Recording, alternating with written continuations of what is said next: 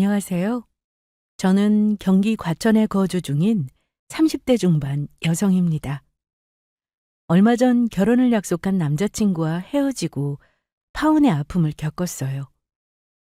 지금은 마음을 많이 추스른 상태지만 그때는 여러모로 힘들었습니다.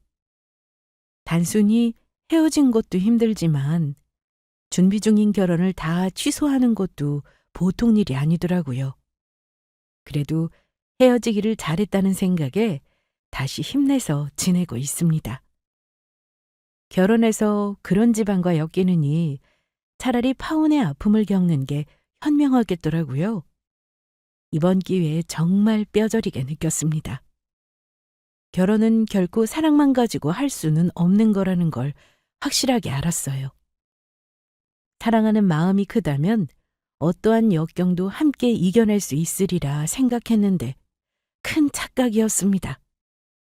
그건 드라마 속에서나 가능한 일이지 현실에서는 결코 일어날 수 없는 일이었어요. 그래도 천만다행인 게 결혼 문턱에서 정신 차리고 돌아왔다는 겁니다. 만일 남자친구를 포기하지 않고 끝까지 결혼을 밀어붙였다면 저는 불행한 결혼 생활을 보냈을 거예요. 좋은 남자를 만나는 것도 중요하지만 좋은 시댁 식구들, 특히 시어머니를 잘 만나는 게 제일 중요한 것 같습니다. 대체 어떤 시어머니였길래 이렇게 학을 떼나 싶으시죠? 그러면 바로 제 이야기 들려드릴게요. 남자친구랑은 지인의 소개로 만나 연인 사이로 발전했고 연애 2년 후 서로 진지하게 미래를 약속하게 됐습니다. 뭐 이때는 결혼하기 전이니까 서로밖에 안 보일 때잖아요. 다른 건 다 필요 없고 서로 사랑하는 마음 그거 하나만 생각하고 결혼을 결심했습니다. 슬슬 결혼할 나이가 되기도 했고 서로 사랑하니까 내가 결혼할 사람은 이 사람이다 라고 생각한 거죠. 그래서 양쪽 집안에 인사드리고 정식으로 결혼 허락까지 받았어요. 자, 여기까지는 정말 순탄했습니다. 서로 양쪽 집안에 인사드렸을 때 어려움 없었고 좋게 봐주신 덕분에 수월하게 허락받아요.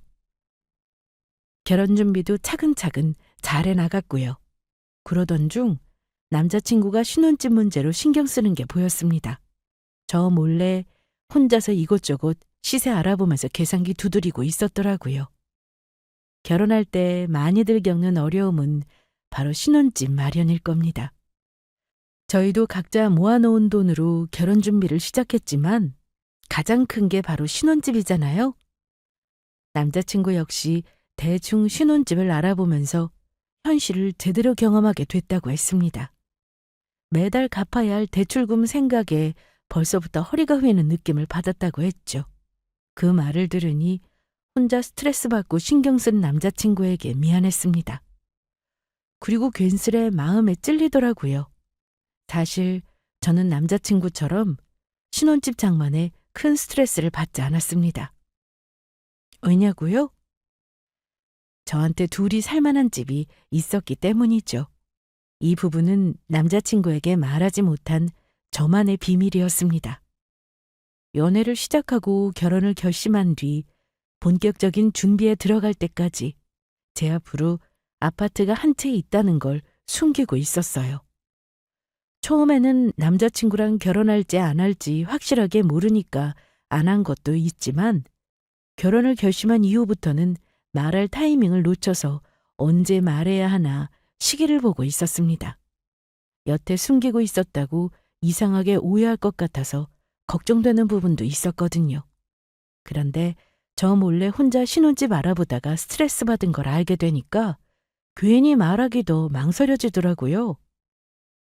아파트는 제가 개인적으로 투자를 잘했다거나 목돈 굴리는 재주가 있어서 마련한 건 아닙니다.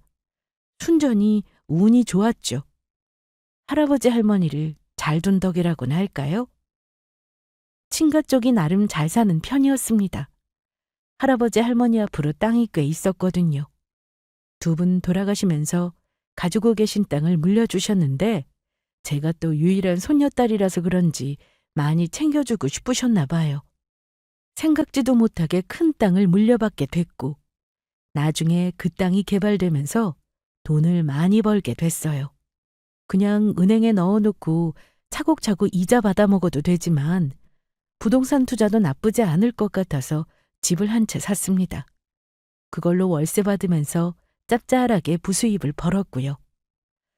저는 미리 노후 자금 마련해 놓았다는 생각으로 가능하면 계속 월세 받으면서 생활하려고 했습니다. 그런데 생각해보니 그냥 그 집에서 신혼생활을 시작하는 것도 나쁘지 않을 것 같더라고요. 그래서 남자친구에게 이 사실을 말하려고 했는데 그 전에 예비 시모가 먼저 선수 쳐버린 거 있죠? 너희들 신혼집 말이다. 그거 우리가 해주마. 급하게 나눌 이야기가 있다면서 시댁으로 오라고 하길래 퇴근하자마자 남자친구와 같이 예비 시댁으로 향했습니다. 그리고 그곳에서 신혼집을 마련해주겠다는 말을 듣게 되었죠. 시모의 말을 듣고 남자친구의 반응은 깜짝 놀란 표정이었습니다.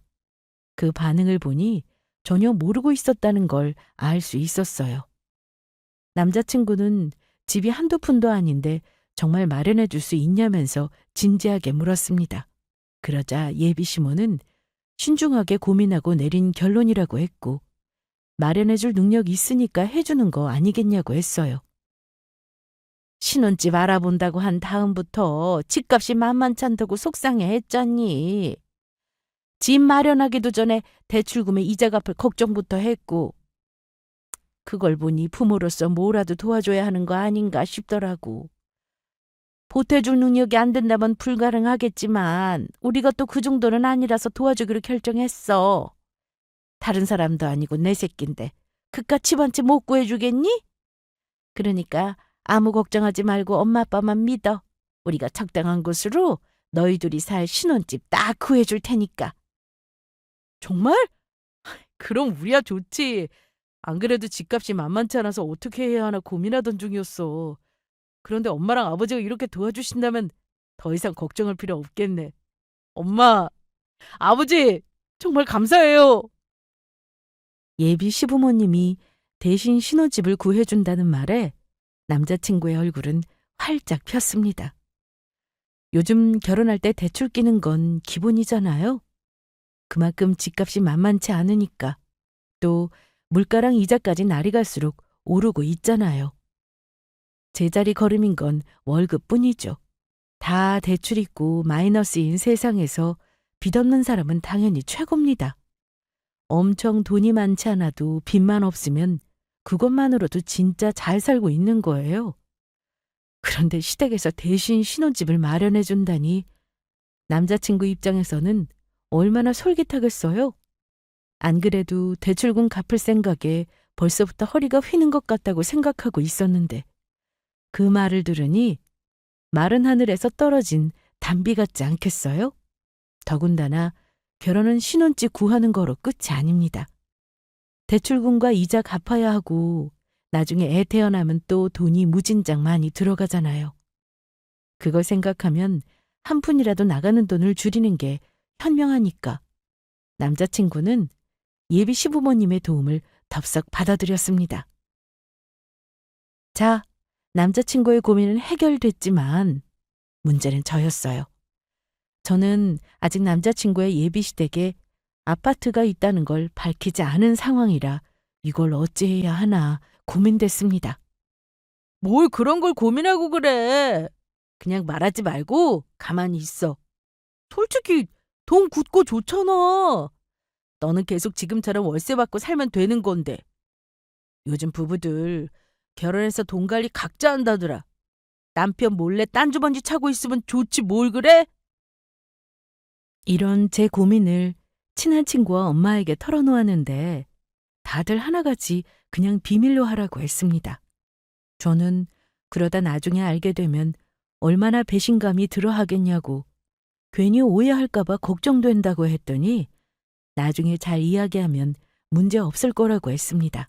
아니면 그냥 그때 가서 부모님께 물려받았다고 하면 되는 거고요. 명의만 4명이지 부모님 아파트라고 둘러대면 되는 거 아니냐고 하더군요. 물론 결혼하기로 마음먹은 이상 서로에게 거짓없이 진실해야 하는 건 맞습니다. 경제 상황도 그렇고요. 그러나 삶이란 게 한 치 앞을 모르고 살아가는 거잖아요. 잘 살면 다행인데 그러지 못할 수도 있고 무엇보다 아파트 한 채 가지고 있다고 하면 괜히 돈 욕심 부려서 사이가 틀어질 수도 있다고 했습니다. 친구도 그렇고 부모님도 그렇고 모두 그렇게 생각하더라고요. 아파트 한 채 있다는 건 나중에 가서 얼마든지 밝히면 되는 문제고 우선 몇 년 정도 살아본 다음에 괜찮겠다 싶으면 그때 가서 사실대로 이야기하라고 했습니다. 처음에는 사랑하는 마음 하나로 살아간다지만 나중에는 돈돈돈거리면서 싸우는 부부들 많다고 했어요. 그 말을 들어보니 틀린 말은 아니었습니다. 사람 일이라는 게 혹시 모르는 거니까 우선 주변 사람들 말대로 이야기하지 않고 있어 보기로 했어요. 그렇게 며칠이 흘렀고 예비 시모는 시댁 근처에 적당한 집이 하나 나왔다면서 저희 보고 같이 보러 가자고 했습니다. 그 주 주말에 남자친구랑 예비 시모랑 같이 집을 보러 갔는데 저는 깜짝 놀라고 경악하고 말았습니다. 어때? 괜찮지? 여기저기 알아봤는데 나는 여기가 제일 나은 것 같아. 어머님께서 알아보셨다는 곳이 여기예요? 그래, 마침 여기 자리가 딱 났더라고. 여기는 저희 둘이 살기에는 너무 좁은 것 같은데요. 더군다나 집 상태도 너무 안 좋은 것 같고. 예비 신모가 보여준 것은 정말 상태가 너무도 안 좋은 집이었습니다. 자신 있게 보여준다고 해서 괜찮을 줄 알았습니다. 그런데 전혀 괜찮지가 않더라고요. 웬만하면 별로여도 괜찮은 척하려고 했는데 이건 도저히 괜찮은 척할 수준이 아니었습니다. 진짜 정말 낡은 아파트에 다 쓰러져 갈 것 같은 곳이었어요. 벽지며 장판이며 진짜 엉망진창이었습니다. 더군다나 집 평수도 너무 작았고요. 그래서 집 상태가 그다지 좋지 않기도 하고 우리 둘이 살기에는 너무 좁은 거 아니냐고 했더니 예비 시모는 이 정도면 딱이지. 뭐 얼마나 더 넓기를 바라냐면서 저더러 욕심이 과하다고 했습니다. 솔직히 집 보러 오기 전만 해도 우리 시모랑 내가 보는 눈이 달라도 어느 정도 적당한 집으로 골랐을 거라는 기대가 있었어요. 그런데 이렇게 딱 보니까 이건 진짜 말이 안 나올 수준의 집이었습니다. 젊은 사람이랑 나이 든 사람의 안목 차이가 있다고 하잖아요. 차이가 있으면 뭐 얼마나 있겠어? 아무리 그래도 사람 보는 눈 다 똑같은데 라고 생각했다가 제대로 큰 코 다쳤어요. 진짜 어마어마한 차이를 불러오더군요. 나중에 알게 된 사실인데 예비 시모는 엄청난 짠순이었습니다. 돈 들어갈 일을 최대한 만들지 말자는 주의고 들어가는 경우에는 다른 사람에게 빌부터 갈 생각부터 하는 사람이었어요. 아니 아무리 짠순이라고 해도 그렇지. 이런 집을 보여줄 거면 그냥 대출받아서 말하는 게 훨씬 낫겠다 싶더라고요. 대출금이랑 이자 생각하면 그렇기는 해도 집값 잘 오르거든요. 나중에 집 되팔면 대출금 어느 정도 해결됩니다. 저는 예비 시모가 데리고 간 집을 보면서 입을 떡 벌리며 쳐다봤어요.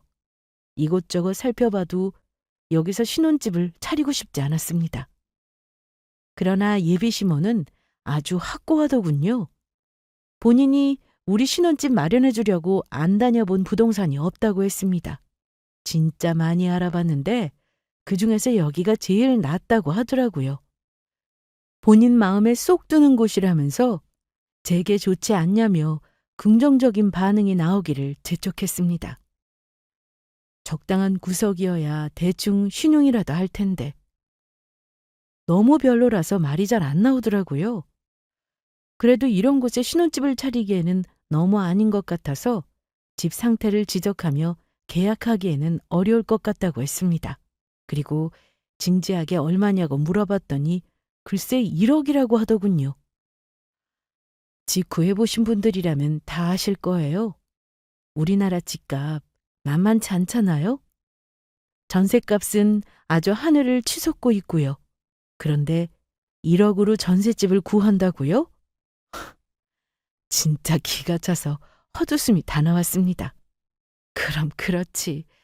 집을 딱 보니까 1억 정도 하는 수준의 집이었어요. 괜히 열악한 게 아니었습니다. 이거는 뭐 살면서 고칠 게 한두 가지가 아니더라고요. 수리비만 엄청 나올 것 같은 예감이랄까? 어느 정도 괜찮은 수준으로 구하려고 해도 1억 후반에서 2억은 넘어야 해요. 그런데 고작 1억으로 둘이 살 집을 어떻게 구하냐고요? 그런데 시모한테 왜 이 집이 마음에 쏙 드는 이유가 뭐냐? 신혼집 마련해 주시는 돈은 1억 정도로 생각하시는 거냐고 물었습니다. 그러자 시모는 혀를 끌끌 차면서 1억이면 어마어마한 돈인데 감사할 줄 모른다고 한 소리 하더군요. 그건 왜 물어보니? 하여간 돈 무서운 줄은 모르고 1억이 네 집 개 이름인 줄 알아? 1억 만들려면 몇 년이 걸리는데. 우리 집 근처에서 이 정도 하는 집 흔치 않아. 우리 집이랑 거리 가깝고 딱 내가 원하는 금액이니까 마음에 든 거지. 그리고 이 정도면 깔끔한 편 아니니? 네가 집 마련하는 것도 아니면서 뭘 그렇게 바라는 게 많니? 딸랑 둘이 살 건데 이 정도면 딱 적당하지 뭐. 하긴 엄청난 짠순이가 신혼집을 마련해 준다는 게 보통 일은 아니죠. 예비시모 입장에서는 정말 큰 결정을 한 겁니다. 물론 1억이란 돈이 정말 큰 돈인 건 사실입니다. 결코 작은 돈이 아니에요. 저희가 살 신혼집을 마련해 준다며 1억이란 큰 돈을 내어주는 시모에게 그저 감사할 따름입니다. 하지만 집을 보는 기준이 그저 저렴하고 시댁이랑 가까운 거라는 게 문제였어요. 적어도 살만한 집을 마련해 줘야 하는데 이건 진짜 아니었어요. 아마 여러분도 그 집을 보셨다면 저와 같은 마음이었을 겁니다. 이건 차라리 돈을 안 쓰는 게 더 나은 일이었어요. 그리고 왜 꼭 시댁이랑 가까운 곳에 신혼집을 차려야 하는지 그것도 이해되지 않았습니다. 그래서 이 부분도 집어서 이야기하니까 뭐라는 줄 알아요? 본인이 신혼집 구해주는 건데 그럼 당연히 시댁이랑 가까운 곳에 마련해야 하는 거 아니냐고 했습니다. 신혼집을 어디에 구해주던 그건 마련해주는 사람 마음 아니냐고 말이죠. 이럴 거면 뭐하러 마련해준다고 하는 건지 어이가 없었습니다. 아니, 내 돈으로 집 마련해주는 건데 일일이 네 허락받고 마련해줘야 하니? 그리고 원래 사주는 사람 마음대로 하는 거야. 내가 집 사주는데 이 정도는 마음대로 할 수 있는 거 아니겠어? 우리 집이랑 가까운 곳에 살면 좋잖아. 예비시모는 집안 상태가 그다지 좋지 못한 1억짜리 전셋집 하나 마련해주면서 온갖 유세를 부리기 시작했습니다. 아마 이때부터 시모의 유세가 본격적으로 시작된 것 같아요. 이날은 우선 알겠다며 자세한 이야기는 나중에 하자고 한 뒤 집으로 돌아갔습니다. 저는 시모가 보여준 집이 정말 마음에 들지 않았습니다. 그래서 남자친구한테 시모가 보여준 집에 관해서 어떻게 생각하는지 물어봤어요. 그러자 본인은 상관없다면서 괜찮다고 하더군요. 솔직히 평생 살 집 아니고 둘이 살기에는 조금 좁기는 하지만 애 태어나기 전까지만 사는 거라고 생각하면 나쁘지 않다고 했습니다. 도배랑 장판만 새로 하면 그럭저럭 사는데 지장 없을 것 같다고 했죠. 제가 느끼기에는 시모의 영향을 받아서 좋다고 하는 것 같았습니다. 아무리 남자친구가 대출금에 허리가 휠 지경이라고 말했어도 시모가 보여준 집은 마음에 안 들었을 거예요. 저랑 같이 집 살펴볼 때 표정이 비슷했거든요. 그런데도 이런 반응이 나온다는 건 시모의 영향을 받았다는 겁니다. 이때부터 진땀이 나면서 상황이 이상하게 흘러간다는 느낌을 받았어요. 이거 까딱하다가는 시모의 뜻대로 그 집에서 신혼생활을 시작할 판이었습니다. 진짜 정신 똑바로 차려야겠다고 생각했죠. 아무리 시모 돈으로 마련해주는 집이라고 해도 우리가 마음에 안 들어하면 결국은 굽혀줄 거라 생각했습니다. 그래서 정중하게 거절하고 다른 집으로 알아보게끔 유도할 생각이었어요. 시모가 1억 보태주고 재산에서 돈을 조금 더 보태면 적당한 집 한 채 구할 수 있을 것 같았고요. 그렇다고 당장 마음에 안 든다고 막 뭐라고 하는 건 조금 예의 없는 행동 같아서 우선 얌전히 있다가 나중에 이야기 나오면 그때 정중하게 제 생각을 말씀드리는 게 낫겠다고 생각했습니다. 그렇게 며칠이 흐른 어느 날이었어요. 새아기니? 난데, 너 지금 어디니? 저요?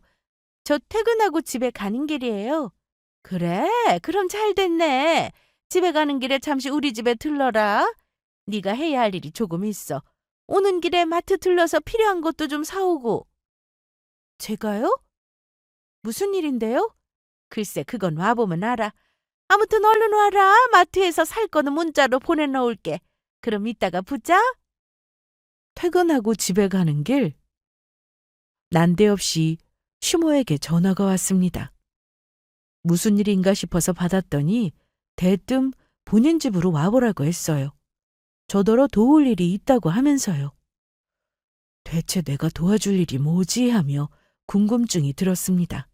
그리고 곧 예비시모가 보낸 문자가 도착했어요.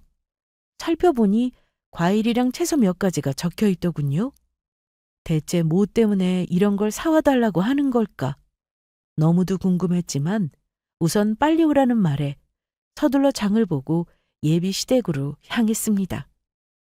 현관 앞에 도착해 보니 안에 사람이 있는지 북적북적한 소리가 들려왔어요.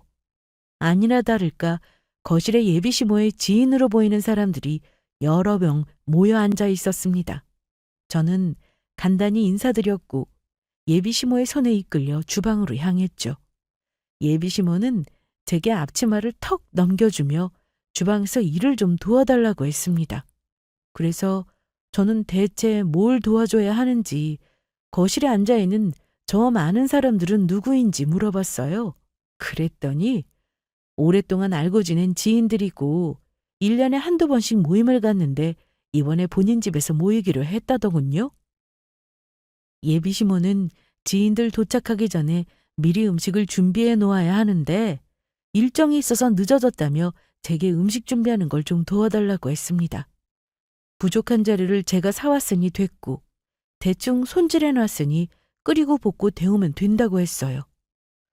아무렇지 않은 듯 아주 간단하게 이야기했지만 실상은 꽤 손이 많이 가는 작업이었습니다. 너무 황당하더라고요. 이런 건 사전에 미리 양해를 구해야 하는 거 아닌가요? 밑도 끝도 없이 빨리 와달라고 하더니 음식하는 걸 도와달라고 하니까 진짜 뭐 이런 경우가 다 있나 싶었어요. 아무리 급해도 전화로 사정이 이러니 조금 도와줄 수 없냐고 먼저 물어보는 게 맞지 않나요? 중요하게 할 말은 쏙 빼고 그냥 무조건 오라고 한 게 기분이 살짝 나빴습니다. 거기다 더 웃긴 건 도와달라고 했으면 본인도 옆에서 같이 음식 준비해야 하는데 저한테 대충 설명만 해주고 거실로 쓱 빠져나가는 거 있죠? 저 혼자 음식 준비 다 하라는 식이었어요. 아니 뭘 해봤어야 알지. 아주 기본적인 건 할 수 있어도 시모가 하라고 하는 음식은 한 번도 해본 적 없었습니다. 그래서 못한다고 하니까 이런 것도 안 해보고 뭐 했냐고 대충 뭐라고 설명하더니 정 모르겠으면 핸드폰으로 찾아보고 알아서 하라고 하더군요. 재료 다 있으니까 어렵지 않을 거라고 하면서요. 너무 황당해서 어떻게 해보지도 않은 요리를 나 혼자 할 수 있냐. 그러다 망치면 어떡하냐고 막 그랬더니 망치지 않게 알아서 잘하라는 말만 돌아왔습니다. 그러니까 망치지 않게 네가 알아서 잘하면 되잖니. 요즘 사람들은 다 핸드폰으로 검색해서 하더구만. 어떻게 만드는지 자세히 나와 있을 텐데 뭘 그래. 아유 시간 없으니까 빨리 해라. 사람들 배고프겠다. 나는 나가서 이야기 좀 할 테니까 준비 다 되면 불러라. 진짜 저 혼자 다 하라고요? 어머니! 시모는 난감해하는 저를 홀로 주방에 남겨놓고 거실로 쏙 빠져나갔습니다. 그런 시모의 뒷모습을 보고 어떻게 해야 하나 발만 동동 굴렀어요. 시간이 없다고 막 재촉하니까 제대로 머리가 안 돌아가더라고요. 이것저것 만드는 법을 찾아보다가 하는 수 없이 엄마한테 전화해서 이거 어떻게 하냐고 물어보고 겨우 만들었습니다. 솔직히 시모가 만들라고 했어도 안 만들면 그만이에요. 굳이 시모의 말을 들을 필요는 없습니다. 이 정도로 요리를 많이 해본 경험도 없고 잘할 자신도 없기 때문에 시모가 하는 게 맞다며 정중히 거절할 수 있어요. 하지만 이때 예비 시모가 어떤 인간인지 잘 몰랐던 터라 그렇게 반응하지 않았어요. 황당하기는 해도 무슨 사정이 있으니까 나한테 이런 부탁을 하는 거겠지. 본인이 준비하고 싶은데 여의치 않으니까 이러는 거라고 생각했습니다. 그래서 맛은 장담할 수 없지만 일단 만들자라는 생각으로 진짜 초인적인 힘을 발휘해서 만들었어요. 진짜 무슨 정신으로 만들었는지 기억도 안 납니다. 혹시라도 실수할까봐 온 신경을 집중해서 음식에 모든 정성을 쏟았어요. 그렇게 1시간이 넘게 흘렀고 겨우겨우 그럴싸하게 마무리가 되어가던 중이었습니다. 진땀을 흘리며 한술 맛봤는데 나쁘지 않더라고요. 다행이다 싶어서 겨우 한숨 터뜨리면서 바짝 쫄았던 긴장감이 슬쩍 풀리더군요. 그러던 중 예비 시모가 지인에게 하는 말이 들려왔습니다. 아니, 근데 며느리가 참 착하다. 퇴근하고 피곤할 텐데 이렇게 와서 음식까지 준비하고. 아직 결혼한 것도 아닌데 며느리 노릇을 톡톡히 하네요. 며느리 참 잘 고르셨어요. 어머, 그런가요? 하긴 아직 결혼한 것도 아닌데 이러기 쉽지 않죠. 우리 때나 시어머니 하라는 대로 군말 없이 따랐지. 요즘 젊은 사람들은 그러지 않잖아요. 다행히 우리 며느리는 요즘 사람들 같지 않고 제 말을 참 잘 듣더라고요. 뭐 그만큼 제가 해준 게 많아서 보답한다는 마음으로 잘하는 것 같기도 하고. 보답하는 마음이요? 아니, 그냥 제가 둘이 살 신혼집 마련해준다고 했거든요. 그게 고마웠는지 그때부터 잘하는 것 같기도 하네요. 내가 막 됐다고 해도 먼저 와서 일 도와주겠다고 하더라고요. 필요한 거 없냐면서 물어보고 사오기도 하고. 이렇게라도 은혜 갖고 싶은가 봐요? 세상에, 그렇구나. 그럼 잘해야죠. 다른 것도 아니고 집을 마련해 주는데 당연히 잘해야죠. 저라도 그러겠어요. 우리 시어머니가 집 한 채 마련해 준다고 하면 그냥 매일 얻고 다닐 수 있다니까요. 주방에서 흘린 땀 닦아가며 시모의 말을 들으니까 어이가 없어서 웃음이 피식하고 터져나왔습니다. 누가 보면 대단한 집 해주는 줄 알겠어요. 다 쓰러져가는 전셋집 하나 해주면서 되지도 않는 유세를 떠는구나 싶었거든요. 심지어 명의도 우리 명의가 아니라 본인 명의로 해준다고 했습니다. 누가 전세금 떼어먹기라도 한대요? 해준다고 했으면 해주던가. 빌려주는 것처럼 본인 명의로 해주는 건 또 뭔가요? 좋은 집을 해주는 것도 아니고 본인 명의로 전셋집 마련해주면서 당당하게 며느리 부려먹는 시어머니인 척, 온갖 잘난 척을 떨어대니까 조금 짜증이 몰려왔습니다. 아무튼 어찌저찌해서 식사는 잘 마무리되었어요. 처음 치고는 나름대로 성공적이었습니다. 물론 엄마 찬스가 한몫하는 거겠지만 예비 시모는 나름대로 만족한 듯 했어요. 지인들을 배웅하고 제게 이렇게 말했습니다. 생각보다 먹을만 하더구나. 아예 집안일 하나가 산 줄 알았더니 그건 아닌가 봐. 내 아들 굶기지는 않겠어. 나 우리 아들 대충 먹인 적 한 번도 없거든. 결혼하면 시리얼이랑 빵 쪼가리로 대충 때울 생각 말고 제대로 만들어 먹여라. 오늘처럼만 하면 딱이겠네. 결혼 전부터 이런 이야기 한다고 싫어할 수도 있겠지만 생각난 김에 그냥 이야기하마. 어차피 우리 집안 식구 될 텐데 조심할 게 뭐 있니? 아내로서 며느리로서 네가 해야 할 역할이 뭔지 시어머니는 내가 잘 가르쳐야 하지 않겠어? 내가 이 정도 이야기는 할 만하잖아. 신혼집까지 마련해 주는데. 아까 사람들이 하는 말 들었지? 내가 이런 말해서 조금 그렇지만 세상에 이런 시어머니가 어디 있냐면서 너더러 시집 잘 오는 거라고 하더라. 하긴 내가 생각해도 그래. 다른 것도 아니고 신혼집 마련해주는 시어머니가 어디 있어. 보통은 대출받아서 마련하라고 하지. 너 진짜 복 받은 거야. 이런 집안에 시집 오는 거 쉽지 않다. 나 부끄럽지도 않나. 본인 입으로 본인 칭찬을 대놓고 하더군요. 세상에, 이런 시어머니가 어디 있냐. 너는 진짜 시집 잘 오는 거다, 복 받았다 등등. 어떻게 이런 이야기를 본인 입으로 할 수가 있을까요? 주변에서는 다 쓰러져가는 낡은 1억짜리 전셋집 구해주는 줄 모르고 그렇게 이야기한 거겠죠. 안다면 결코 그렇게 말 못할 겁니다. 그것도 모르고 사람들이 막 치켜 세워주니까 진짜 대단한 시어머니라도 되는 줄 알더군요. 그러면서 저한테는 앞으로 며느리 노릇 잘하라며 은근히 압박했습니다. 사람이 딱 보면 상황이 어떻게 돌아가는 건지 느낌적으로 알 수 있잖아요. 정말 피치 못할 사정이 생겨서 제게 음식을 부탁한 게 아니라 일부러 부탁한 것 같은 느낌을 받았습니다. 본인이 할 수 있음에도 불구하고 저를 부려먹고 싶은 심보 같은 거였죠. 왜냐? 이 정도쯤은 충분히 받을만 하다고 생각한 것 같아요. 전셋집 해주면서 이걸로 뽕 뽑으려고 하는 사람 같았습니다. 이쯤 되니 시모가 달리 보이기 시작하면서 쎄한 느낌을 지속적으로 받기 시작했어요.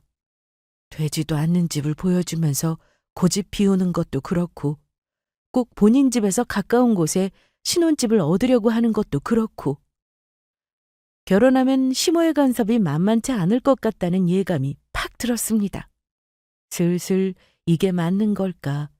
이런 결혼 괜찮은 걸까? 불안한 마음이 싹트기 시작했죠.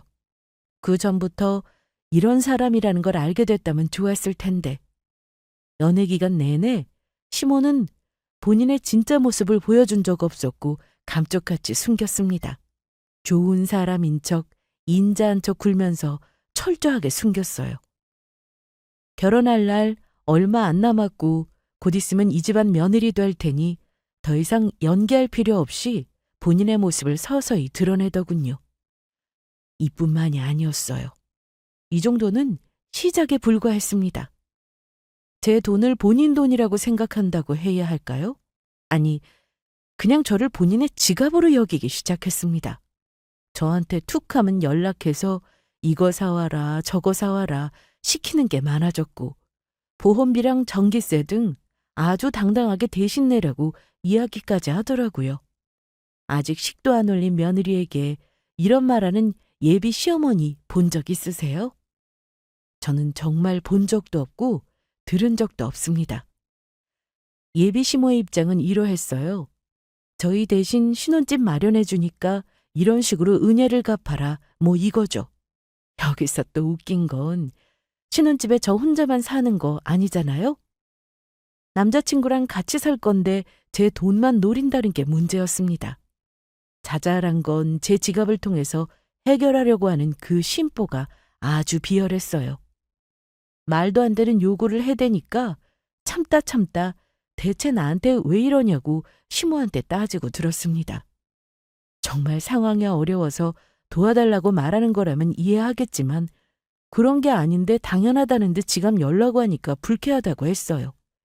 더군다나 남자친구는 쏙 빼고 나한테만 돈 내라고 하는 것도 기분 나쁘다고 했습니다. 나만 도와주는 게 아니라 우리 둘을 도와주는 건데 아들이라고 남자친구만 쏙 빼는 거냐고 했죠. 이래서 구두쇠들을 보고 독하다고 하는 건가 봐요. 진짜 그런 말을 괜히 하는 게 아닙니다. 본인 돈 아끼려고 남들 이용해서 쏙쏙 빼먹는 게 정말 얼마나 비열하고 치졸해 보이는지 몰라요. 1억짜리 전셋집 얻어주면서 온갖 유세에 생색까지 다 부릴 작정이냐고 하니까 어디 감사한 줄 모르고 그딴 막말을 하냐며 제게 화를 냈습니다. 어머, 얘 좀 봐. 1억이 뭐 어때서? 너 그 돈이 얼마나 큰 돈인지 몰라? 내가 안 도와주면 너희 꼼짝없이 대출받아서 집 마련해야 돼. 한 푼이라도 아끼는 게 낫지 빚지고 결혼 생활 시작하고 싶니? 가만 보니 네가 아주 배가 불렀구나. 어디 감사한 줄도 모르고 그따위 막말을 해. 그리고 내 새끼랑 너랑 같은 대우받을 수 있다고 생각하니? 아들은 아들이고 며느리는 며느리지.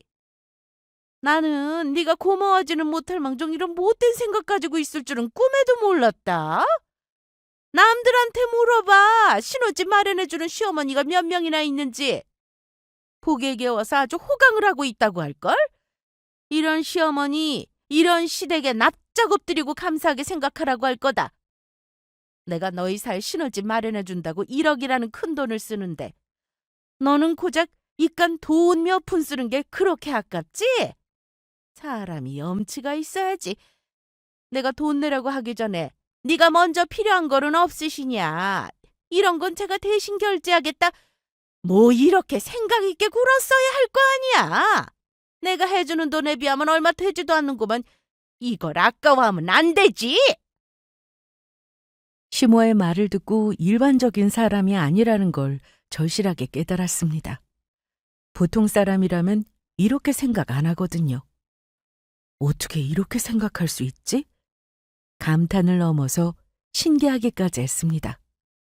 주변에 꼭 한 명씩 이런 이상한 사람들이 섞여 있어요. 사람이 너무 이상해서 이해가 안 되면 신기하게 여겨지잖아요. 제게는 예비시모가 이런 사람이었습니다.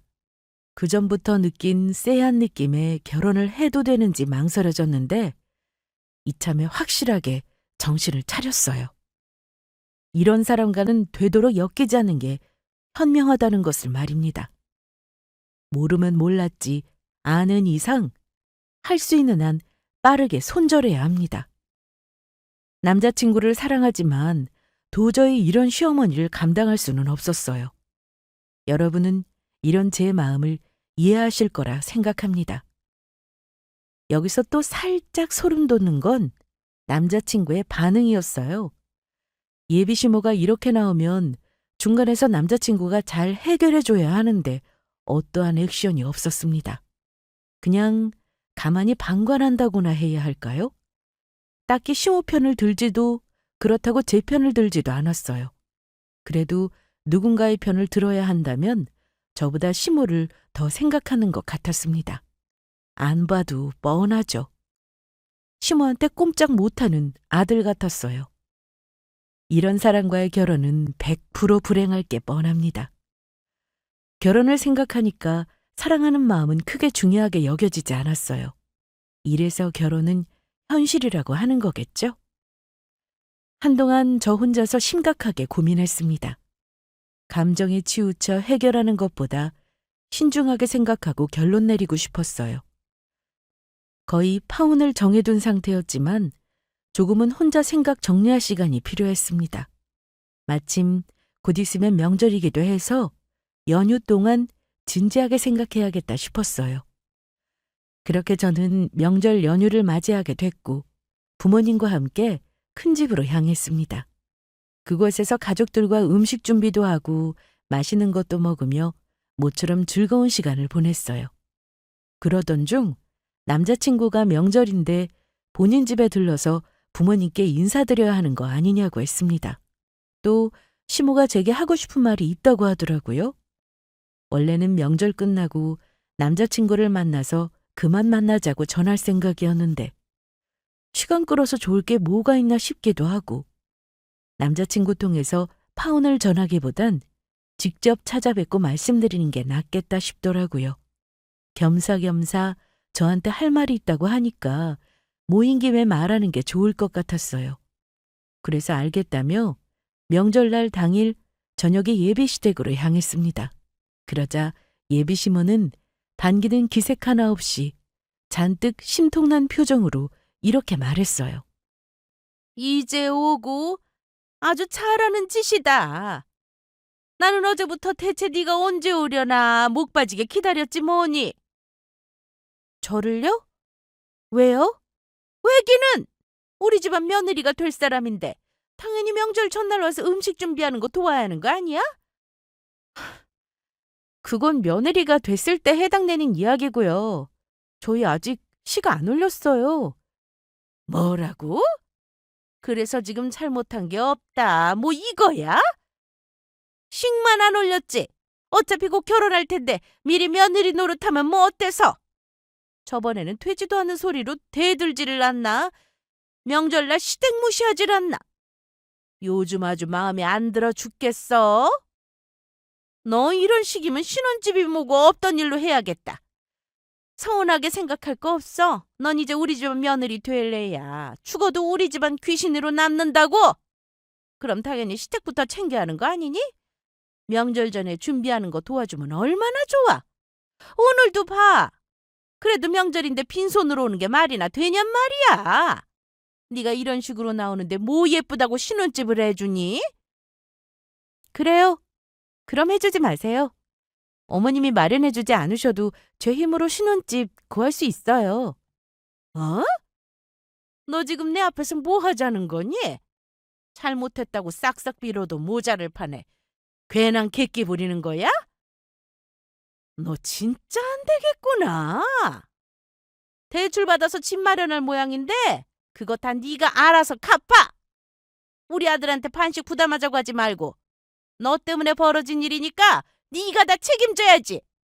너는 대출금 갚으면서 제대로 허리 휘어봐야 정신 차릴 모양이다. 어차피 파혼하기로 결정한 이상 굳이 제 명의로 아파트가 있다는 사실을 알릴 필요가 없었습니다. 그냥 파혼하면 그만이니까요. 그런데 예비 시모는 끝까지 제 속을 긁어댔습니다. 신혼집 마련해주는 걸로 온갖 유세에 생색내는 게 지긋지긋했거든요. 근데 명절날 음식 장만하는 거 안 도와줬다고 이런 식으로 화를 내니까 더 이상 상종하기가 싫더라고요. 그래도 마무리를 잘 짓는 게 좋은 거니까 좋게 매듭 지으려고 했는데 이런 식으로 나오니까 저도 좋게 이별할 생각에 쏙 들어갔습니다. 그래서 파혼을 선언하기 전에 제 앞으로 아파트가 있다는 사실을 밝히기로 했어요. 그럼 짠수인인 예비 시모가 분명 다르게 나올 거라는 걸 알았습니다. 아니나 다를까 제게 아파트가 한 채 있다는 말에 시모의 표정이 싹 바뀌더라고요. 대출 받아서 마련한다고 한 적 없는데요. 대출 안 받아도 신혼집 얼마든지 마련할 수 있어요. 아니, 이미 마련되어 있다고 말하는 게 맞겠네요. 할아버지가 돌아가시고 나서 제게 물려주신 땅이 하나 있었는데 몇 년 뒤에 그 땅이 개발되면서 생각지도 못한 큰 돈을 얻게 됐어요. 그냥 두는 것보다 그 돈을 활용하는 게 좋을 것 같아서 아파트를 하나 샀죠. 투자 목적으로. 그리고 아파트에 세를 놔서 다달이 월세 받으면서 지냈고요. 여태 이런 이야기를 안 한 이유는 오늘 같은 날을 맞이하게 될까 봐서예요. 저는 그동안 말하지 않고 비밀화한 이유를 남자친구와 예비 시모에게 자세히 전달했습니다. 일부러 비밀로 할 생각은 없었지만 어쩌다 보니 그렇게 됐다는 사실과 함께 한편으로 말하지 않은 게 다행이다 싶다고 했어요. 말했더라면 예비 시모가 이런 사람인 줄 몰랐을 거라고 말입니다. 1억을 우습게 여기는 건 아니지만 좋은 집도 아니고 본인 명의로 허름한 전셋집 마련해주면서 생색내는 게 너무 꼴보기 싫었고 그걸로 내 목줄이라도 잡은 듯 나를 지갑으로 사용하려고 한 게 너무 기분 나빴다고 했어요. 아무리 며느리 될 사람이라고 해도 식도 안 올린 상태에서 그런 식으로 행동하는 시모를 도저히 이해할 수 없었고 이런 사람이라면 앞으로의 결혼 생활이 두려워졌다고 했습니다. 그 과정에서 남자친구의 행동 역시 마음에 들지 않았다는 말도 함께 전했어요. 그전부터 예비 시모의 행동을 보고 결혼을 망설이고 있었는데 어느 순간 도를 넘는 행동에 결국은 파혼을 하기로 마음먹었다고 했습니다. 오늘은 파혼하고자 하는 제 뜻을 전하기 위해 방문한 거라고 했어요. 그런데 이런 날마저 신혼집으로 생색내고 협박까지 하는 시모를 보니 기분이 썩 좋지 않다고 했습니다. 파혼하기로 결정한 게 다시 한번 잘한 일 같다고 했죠. 이제 시어머니 될 뿐 아니니 호칭은 편하게 할게요. 아줌마, 전셋집으로 1억 보태주고 나한테 뽕 뽑으려고 한 거 맞죠? 그 정도면 많이 아깝다는 건데 그 1억 그냥 죽을 때까지 꼭 쥐고 계세요. 그 피 같은 돈 어디 사용할 수나 있겠어요? 그건 남들한테 이기적으로 행동하고 비열하게 묻어가면서 모은 돈이잖아요. 그러니 품에 쥐고 있다가 저승길 노잣돈으로 사용하셔도 되겠네요. 그곳에서는 부디 이기적으로 굴지 마시고 쓸 때는 쓰고 그러세요. 아끼는 건 좋지만 억척스럽게 구는 건 민폐예요. 본인한테만 그러는 건 상관없지만 남들한테 피해를 주면 그게 바로 민폐잖아요? 뭐, 뭐, 노잣돈? 어쨌든 아줌마 덕에 제 마음이 한결 편하네요. 남자친구한테도 그렇고 아줌마한테도 그렇고 파혼 이야기를 어떻게 전하나 꽤 고민했거든요. 그런데 아줌마 덕분에 수월하게 이야기할 수 있었어요. 파혼하면 소중한 1억 어디 안 가니까 참 다행이죠? 결혼식 준비하면서 예약했던 건 제가 알아서 취소할게요. 위약금은 8대2로 정리하는 게 좋겠어요. 아무래도 파혼의 책임이 큰 쪽이 더 많이 무는 게 맞는 거잖아요. 그럼 제 뜻 충분히 전했으니 이만 가보겠습니다. 저는 두 사람에게 파혼의 뜻을 확실히 전했고 공손하게 인사한 뒤 현관 쪽으로 몸을 돌렸습니다. 그러자 시모가 황급히 제 손을 잡더니 오해가 있으면 풀어야지 이렇게 감정적으로 해결하면 안 된다면서 일단 앉아서 천천히 이야기 나누자고 하더군요. 서운한 게 있다면 여기 이 자리에서 다 풀고 넘어가자면서요. 시어머니 체면 다 내려놓고 제게 잘못한 게 있다면 깨끗하게 인정하고 사과하겠다고 했습니다. 본인도 잘못했지만 저도 그간 아파트 한 채 가지고 있는 걸 말 안 했으니 잘한 거 없다고 하더군요. 그냥 서로 좋게 화해하고 넘어가자고 했어요. 그러면서 가지고 있는 아파트가 몇 평이냐, 시세는 어느 정도 되는지 물어보더군요. 아파트가 있다는 말에 태세 전환하는 것도 웃기지만 이 와중에 제가 가지고 있는 아파트에 눈독 들이는 것도 기가 찼습니다. 진짜 대단한 사람이죠? 이런 상황에서 그런 생각을 하다니. 그래서 저는 파혼당한 뒤 땅을 치고 후회하라며 아파트가 몇 평인지, 시세는 어느 정도인지 사실대로 다 말해줬습니다. 그러자 많이 아까운지 똥줄 타는 표정으로 바뀌더라고요.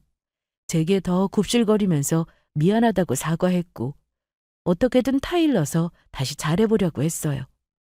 하지만 그런다고 제 마음이 달라지나요? 사람이 쉽게 달라지는 것도 아니고 재벌은 남 못 주잖아요. 매달리는 시모의 손을 가차없이 뿌리치고 그 집을 빠져나왔습니다. 시모의 독촉에 남자친구 역시 울고불고 매달렸지만 저는 조금도 동요하지 않았어요. 진짜 밑바닥을 딱 보게 되니까 미련이고 뭐고 남는 게 하나도 없더라고요. 그날 이후 저는 빠르게 모든 예약을 취소했고 위약금의 일부를 남자친구에게 물었습니다. 제게 제발 다시 한 번만 생각해달라고 쩔쩔매다가 나중에는 왜 우리 쪽에서 위약금을 물어야 하냐며 뻔뻔하게 나오더군요. 아무래도 잘해보는 건 틀린 것 같으니까 돈이라도 아껴보자는 생각 같았습니다.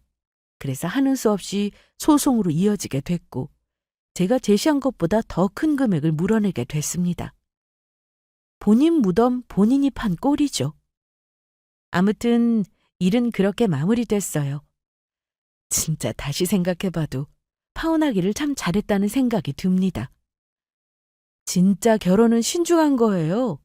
여러분은 제 꼴 나지 마시고 배우자의 가족이 어떤 사람인지 잘 파악해 보시기 바랍니다.